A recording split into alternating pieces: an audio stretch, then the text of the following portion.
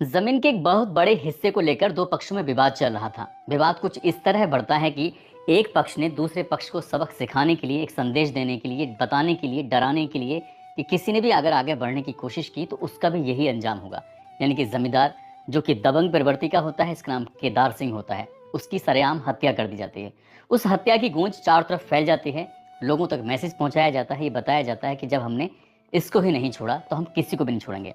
बात पुलिस तक पहुंचती है, लेकिन बताया जाता है कि पुलिस ने पूरी ईमानदारी से काम नहीं किया था, इसलिए उसके हत्यारों को सजा नहीं मिल पाई, इसलिए उसके हत्यारों को के खिलाफ कोई बड़ी कार्रवाई नहीं हो पाई। अब ये गुस्सा बढ़ जाता है और गुस्सा कुछ इस कदर बढ़ जाएगा, किसी ने कल्पना नहीं की थी। उसके बाद एक दो नहीं, लगातार हत्याएं होती हैं। हत्याएं भी कुछ इस तरह होती हैं कि एक पेड़ इस हत्याओं की गवाही देता है। आज भी इस घटना को बहुत साल बीत चुके हैं, लेकिन जब कोई व्यक्ति उस पीपल के पेड़ के नीचे जाकर खड़ा होता है तो उसे ऐसा महसूस होता है कि कुछ महिलाएं, बच्चे, बुजुर्ग ये सब चीख रहे हैं, चिल्ला रहे हैं, जैसे उस रात चीख रहे थे, चिल्ला रहे थे। लगभग एक साथ 54 लोगों को मौत के घाट उतार दिया गया था। संभवतः भारत की आज़ादी के इतिहास की ये पहली ऐसी घटना थी जब एक ही रात में कुछ इस तरह से एक साथ ठाकुर समाज के 54 लोगों का नरसंहार किया गया हो।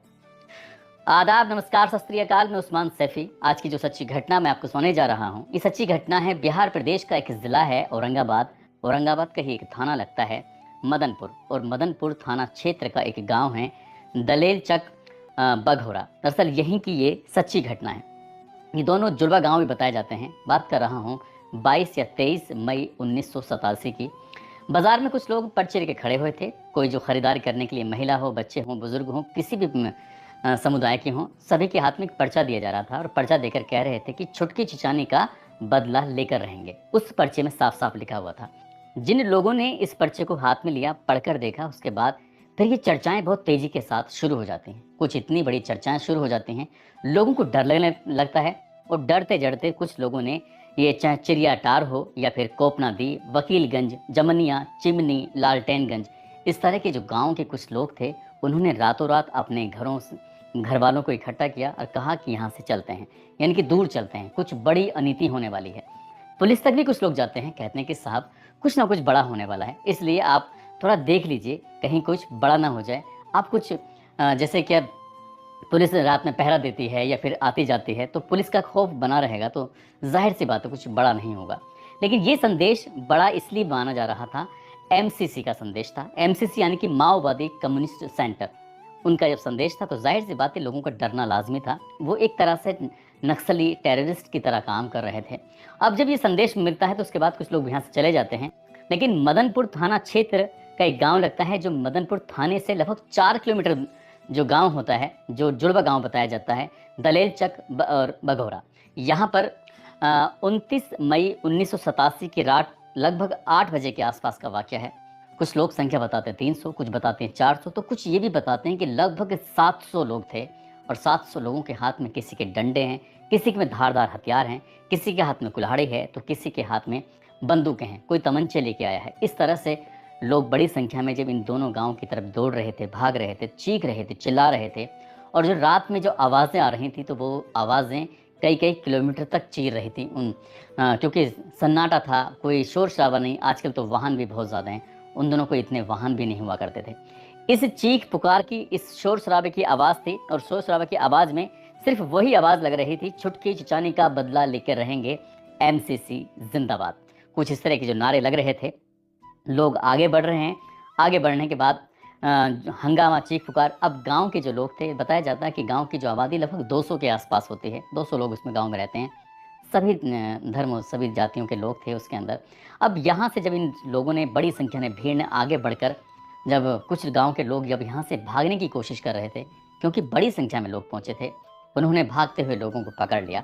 पकड़ने के बाद एक गाँव का पीपल का पेड़ होता है, उस पीपल के पेड़ के पास उन्होंने शुरू कर दिया। ज़्यादातर युवा थे या पुरुष थे, लेकिन महिलाएं और बच्चे, बुजुर्ग जो होते हैं वो घरों में जाकर छुप जाते हैं जहां उन्हें मौका मिलता है। अब यहाँ युवा और जो पुरुष थे उनको एक पीपल के पेड़ के पास लाया जाता है। उनके हाथ बांधे जाते हैं, उनके पैर बांधे जाते हैं ताकि वो भाग ना सकें। उन्हें रोका जाता है।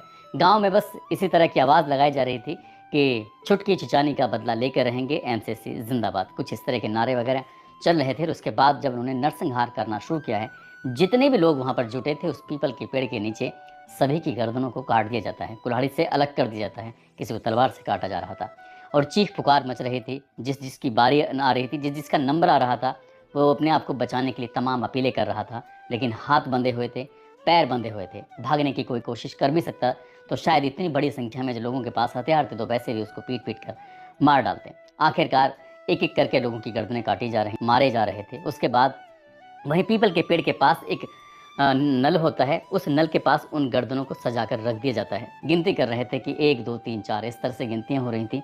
कुछ लोग इस बात पर खुश हो रहे थे तो कुछ लोग रो रहे थे, अपने आप को बचाने की तमाम कोशिशें कर रहे थे। ये रात 8 बजे से वाक़या शुरू होता है। उसके बाद धीरे-धीरे आगे चले वक़्त बढ़ने लगता है। यहाँ से लगभग 4 किलोमीटर दूर मदनपुर थाना होता है। ये आवाज़ें मदनपुर थाने तक भी पहुँच रही थी।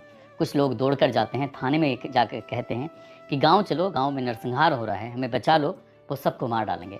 लेकिन पुलिस तक शायद आवाज़ ज़रूर पहुँची थी, लेकिन पुलिस के कानों के अंदर, उनके ज़हन में ये आवाज़ें नहीं जा रही थी, जो कुछ और कोशिश करते, इसलिए पुलिस शांत पड़ जाती है, ऐसा बताया जाता है, ऐसा मीडिया की रिपोर्ट भी कहती है।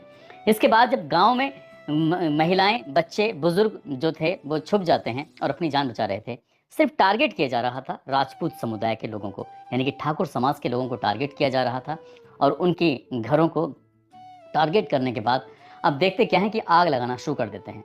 अंदर से जब चीखने की आवाज़ें आ रही थी, जल रहे थे, कुछ लोगों ने बाहर निकलने की कोशिश की, उनको जैसा था वैसा पकड़ा, फिर से आग में से झोंक दिया। कुछ इस तरह से लगभग 2-3 घंटे तक ये तांडव चलता रहा और जब तांडव चलता रहा उसके बाद जब गाँव का इन राजपूत समुदाय के एक-एक घर पूरी तरह से जल नहीं जाता है, तबाह नहीं हो जाता है, तहस-नहस नहीं हो जाता है, तब तक वो शायद शांत नहीं होते। इसमें उन्होंने ढाई महीने की, लगभग 18 महीने के बालक से लेकर 105 साल के बूढ़े व्यक्ति तक को नहीं बख्शा था।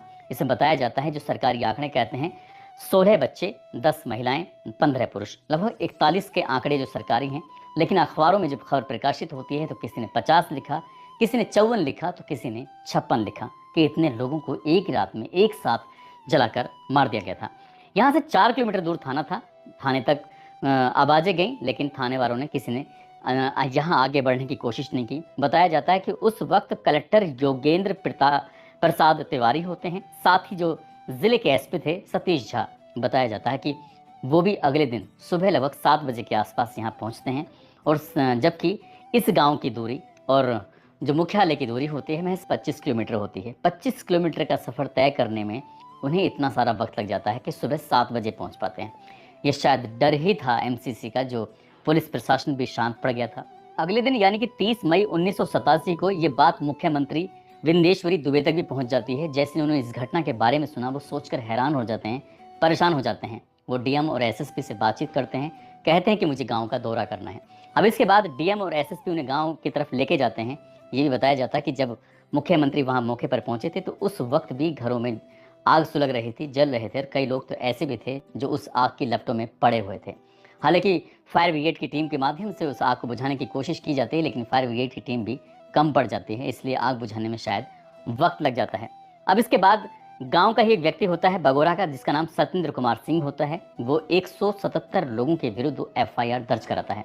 एफआईआर दर्ज जरूर हो जाती है, लेकिन इससे पहले कि मैं आगे की कहानी के बारे में बात करूं, सबसे पहले छुटकी छिचानी के बारे में आपको बताते चलूं। जैसे ही जमींदार केदार सिंह की हत्या कर दी जाती है, एक संदेश देने के लिए कि ज़मीन का जो विवाद चल रहा था, उसके बाद पुलिस ने इस मामले में पूरी ईमानदारी से कार्रवाई नहीं की और इसी का बदला लेने के लिए राधे और मुसाफिर के परिवार, यानी कि 7 लोग होते हैं, उनकी निर्मम तरीके से हत्या कर दी जाती है। जैसे ही जमींदार की हत्या होती है, उसका बदला लेने के लिए राधे और मुसाफिर के परिवार के 7 लोगों की इस तरह से हत्या की जाती है कि उन्हें भी चुन चुन के मारा जाता है। पूरा का पूरा परिवार खत्म कर देता है।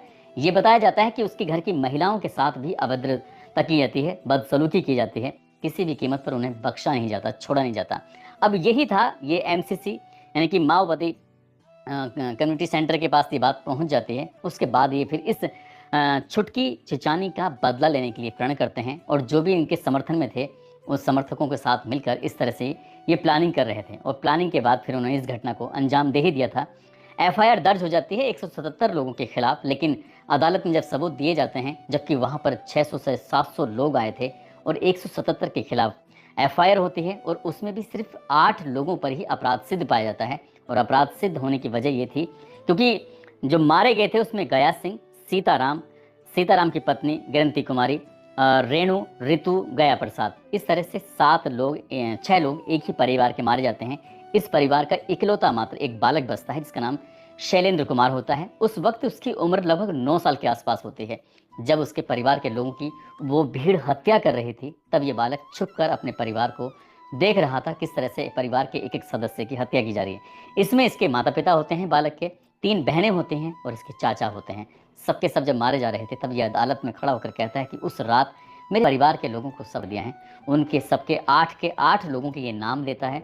नाम लेने के बाद अदालत इस मामले की सुनवाई करती है और 30 सितंबर 1992 को उन 8 लोगों के खिलाफ ताज़ा राते हिंद दफ़ा 302 के तहत फांसी की सज़ा का हुक्म सुना जाता है। कहा जाता है कि इन्हें तब तक फांसी के फंदे पर लटका के रखा जाए जब तक कि इनके प्राण ना निकल जाएं। लेकिन मामला उच्च अदालत में पहुंच जाता है। जब पटना हाई कोर्ट में मामला पहुंचता है तो पटना हाई कोर्ट इस सज़ा को बरकरार रखता है। उसके बाद फिर वक्त कुछ और आगे बढ़ जाता है। फिर यही सब लोग अपील करते हैं और अपील करते हैं सुप्रीम कोर्ट में। सुप्रीम कोर्ट में अपील करते हुए कहते हैं कि साहब, उस रात जो इस बालक ने जो देखा था वो ज़रूरी नहीं कि वो पूरी तरह से सच हो। ये वो जो भी एक वकील अपनी तरह की कहानी गढ़ते हैं, कहानी जज के सामने गढ़ी जाती है। जज पूरी कहानी सुनते हैं और कई मामले ऐसे होते हैं जिनकी दलीलें दी जाती हैं। आखिरकार 7 दिसंबर 1995 को इनकी फांसी की सज़ा को आजीवन कारावास में तब्दील कर दिया जाता है। इस जो फांसी की सज़ा को आजीवन कारावास में तब्दील कर दिया जाता है तो ये लोग सब अपनी सज़ाएँ काटते हैं, जो भी 8 लोगों के खिलाफ मामला होता है। इसके बाद साल 2011 में इनकी सज़ा पूरी हो जाती है और ये सब के सब जेल से बरी हो जाते हैं। बरी होने के बाद बताया जाता है कुछ तो शायद इसमें मर चुके हैं, कुछ अभी बाकी भी हैं। लेकिन इस घटना की गूंज हर साल जब मई का महीना आता है, खासकर 29 तारीख आती है, तो 29 तारीख की को ये बात हमेशा चर्चाओं में रहती है। गाँव में वो पेड़, पीपल का पेड़ आज भी इस बात का गवाह है क्योंकि उसने अपनी आँखों से, पीपल ने वो सब कुछ देखा था, किस तरह से लोगों की गर्दनें काटे जा रही थी, किस तरह से उनकी गर्दनों को सजा कर रखा जा रहा था, उनके सरों को सजा कर रखा जा रहा था एक नल के पास में। तो इस तरह से जब कोई लोग बड़े गौर से शांत भाव में वहाँ उस पीपल के पेड़ के नीचे खड़ा होता है तो पता चलता है कि वो चीखों की आवाज़ आज भी लोग सुन सकते हैं, महसूस कर सकते हैं।